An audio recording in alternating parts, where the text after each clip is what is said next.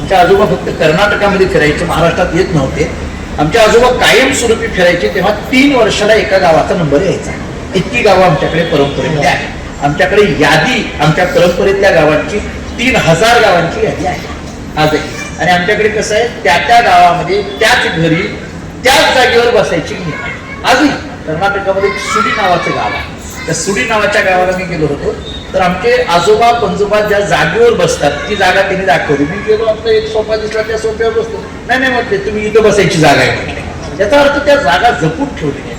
इतकी परंपरेने चालणारी मंडळी आहे. पुष्कळ मोठा व्यापार.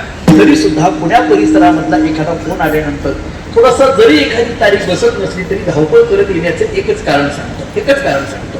कारण आम्ही जी काही थोडाफार अभ्यास केलाय आमच्या गुरुजींच्या चरणाजवळ, तो अभ्यास केलेला ऐकणारा वर्ग हा या परिसरात आहे म्हणून यायचा आहे, बाकी काहीच नाही. आपण एवढी शुद्ध मंडळी आहात, आपल्यासारखी आदरणीय मंडळी आहात. बाकी तुम्ही कधी पाकिट बघितलं नाही, तुम्ही कुणीही विचारावं. मी आयुष्यात त्याचा कधी विचार केला नाही आणि आयुष्याच्या शेवटच्या क्षणापर्यंत कधी करणारही नाही. कारण आम्हाला त्याच्याबद्दल कधी काही नाही. फक्त आपण काही ज्या केलंय, थोडंफार जे अभ्यास केलाय तो कुठेतरी मांडता आला पाहिजे. आणि तो योग्य पद्धतीच्या ठिकाणी गेलं तरी आपल्याला ती कसोटी भेटल्यानंतर आपल्याला आपलं जीवन घासून घेता येतं.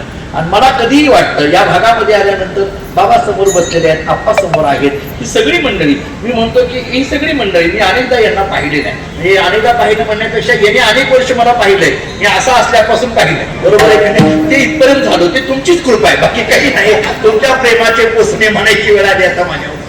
पण या सगळ्या मंडळींना बघत असताना औंधमध्ये मी मगाशीच राहुलजींना बोललो, आम्हीजींना बोललो की मी कधी पूर्वी आलेलो, आज मला इथं आठवलं. आल्यानंतर हे मंदिर जर पाहिलं, काही काही जागा अशा असतात महाराज की त्या जागेतून उठू वाटत नाही. काही काही मंदिरं अशी असतात की तिथं बसू वाटत नाही, पण या जागेतून उठू वाटत नाही असं हे मंदिर आहे. म्हणजे मी असं म्हणेल की या औंधमधलं हे विठ्ठल रुक्मिणीचं मंदिर म्हणजे हे एका पद्धतीचं पंढरपुरातलं विठ्ठल रुक्मिणीचं मंदिर आहे. आतमध्ये गेल्यानंतर त्या मूर्तीच्यावर असलेलं तेज, त्या मूर्तीच्या चेहऱ्यावर असलेलं तेज, त्यांचे ते डोळे पांडुरंगाचे, ते जे असणारं महायोगपीठे तटे भीमरथ्या, हे जे बघितलं त्या पद्धतीची अनुभूती आपल्याला यायला लागते. त्यामुळे अशा काही मोजक्या जागा आहेत आणि त्यामुळे वेळ कमी असते, त्यामुळे वेळेत उरकावं लागतं. हे सगळीकडे बुका आपल्या गावाकडे लावत राहायचं, तिथं काही त्यांना उद्योगच नसते, ते लावून घेत राहतात. इथं ही सगळी सुद्धा म्हणजे यांना बुका लावण्यापेक्षा ऐकणं महत्वाचं आहे. विठ्ठल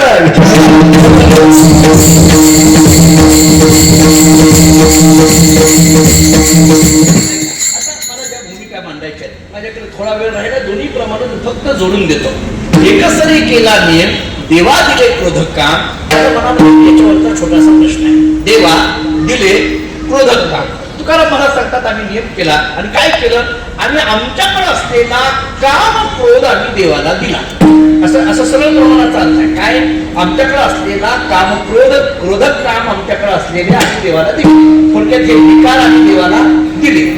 हे विकार आम्ही देवाला दिले, हे क्रोधक काम आम्ही देवाला दिले, असं तुकोबराय म्हणतात. मी आपल्या आहुतीकरांना एक साधा प्रश्न विचारतो. साधा प्रश्न आहे मला फक्त एवढा विचारा, सांगा की देवाला चांगलं द्यावं का वाईट द्यावं? देवाला, मी देवाला म्हणतोय महाराजाला कसलं का दिला तुम्ही, त्याचा विषय नाही, पण देवाला चांगलं द्यावं का वाईट द्यावं? चांगलं द्यावं, बरोबर आहे. ऐका मी, देवाला चांगलं द्यावं का वाईट द्यावं? चांगलं द्यावं. आता दुसरा प्रश्न विचारतो, विकार, काम क्रोधाधिक विकार चांगले आहेत का वाईट आहेत? वाईट आहे. देवाला चांगलं द्यावं का वाईट? चांगलं. काम क्रोधाधिक विकार वाईट आहेत का चांगले? वाईट. मग वाईट असलेले काम क्रोधाधिक विकार देवाला देणं चांगलं का वाईट? बघा आता हे कसं, मग तू कोण हे वाईट केलं का? कसं करता बघा.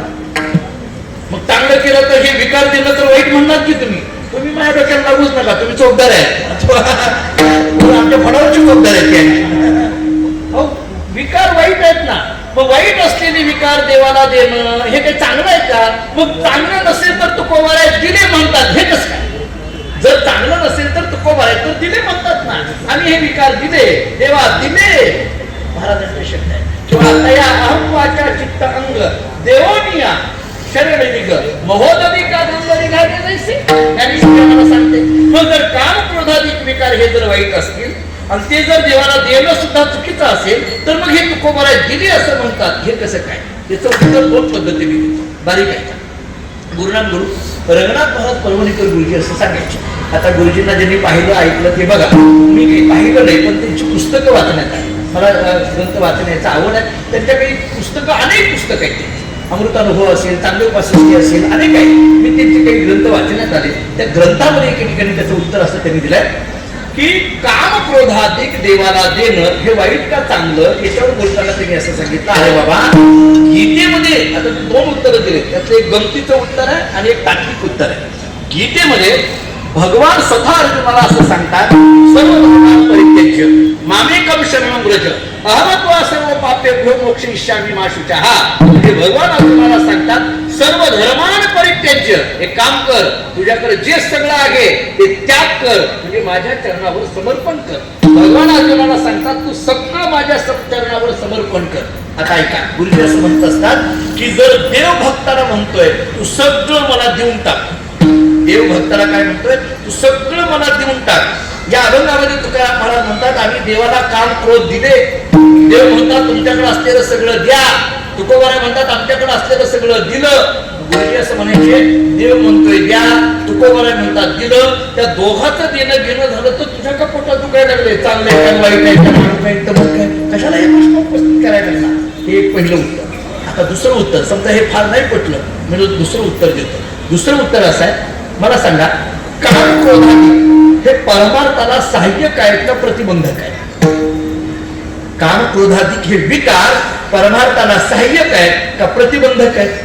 प्रतिबंधक आहेत ना, हे काही सहाय्यक आहेत का? हे प्रतिबंधक आहेत. बर, मग प्रतिबंधक असलेले विकार तुकाराम महाराज काय सांगतात, आम्ही कुणाला दिले? देवाला दिले. खरं तर देवाकडे जाण्याकरिता प्रतिबंध कोणाचा आहे? यांचा. आणि हे प्रतिबंध ज्यांचं आहे ते तुकोबाराय काय म्हणतात, आम्ही काय केलं? देवाला दिलं. गुरुजी त्याला एक उदाहरण द्यायचे. एक मनुष्य वारीला येणार आहे, वारीला आला, त्याला विचारतो, काय बाबा तू कसं काय वारीला आला? म्हणजे काय काय यायची फार इच्छा होती. अरे मग कसं काय आला नाही? बायकोनी येऊ दिली. त्याला काय उत्तर दिलं? बायकोनी येऊ दिली. गुरुजी त्याला असं सांगायचे, ठीक आहे तुला वारीला यायचं, पण आली कोण आली? बायको. गुरुजी म्हणायचे एक काम कर, काय त्या बायकोलाच वारीकरी कर. कळलं का तुम्हाला? नाही बघा, आता तू काय कर, तिलाच वारीकरी कर, म्हणजे तिच्या गळ्यात माळ घाल. तू म्हटलं काय केलं? अरे तिला वारीकरी केले की तीच तुला म्हणेल वारीला चला. म्हणजे तुझ्या वारीला प्रतिबंध कोणाचा होता? बायकोचा. तू आता काय केलं? तिला माळ घातली, म्हणजे ती काय म्हणायला की तुला वारीला चला. म्हणजे तुझी वारी सुलभ होण्याकरिता तुला काय करावं लागणार आहे? फक्त तिच्या गळ्यात माळ घालावी लागणार आहे. म्हणजे तिला पंढरपूर दाखवावं लागणार आहे. एकदा तिला पंढरपूर दाखवलं की ती तुला पंढरपूरला घेऊन जाणार आहे. तसं ज्या विकारांचा प्रतिबंध देवाकडे जाण्याकरिता तुझ्या अंतःकरणात आहे ते विकार देवाला देऊन टाकायचे, म्हणजे देवाकडे जाण्याचा मार्ग सुलभ झाला. म्हणून तुकोबाराय म्हणतात, देवा दिले क्रोधक काम विढळ.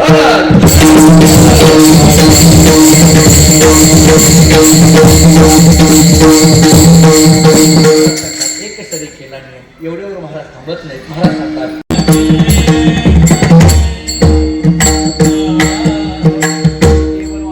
तुका म्हणे म्हणे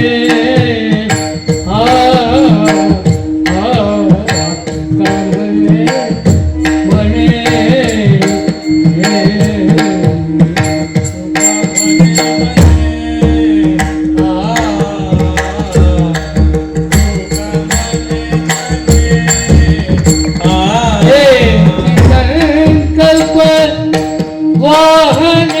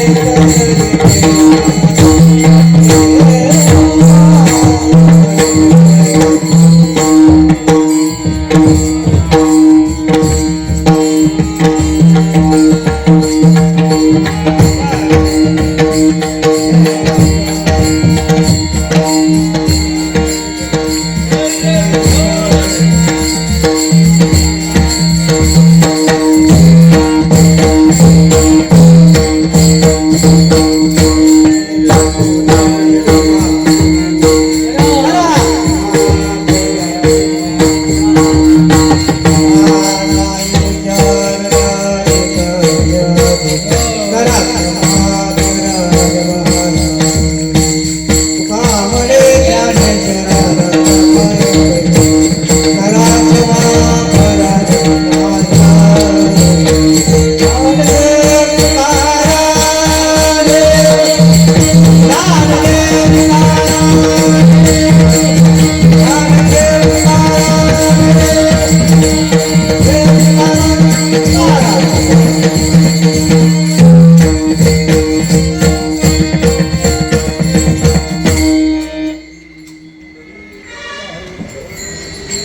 नामदेव तुकाराम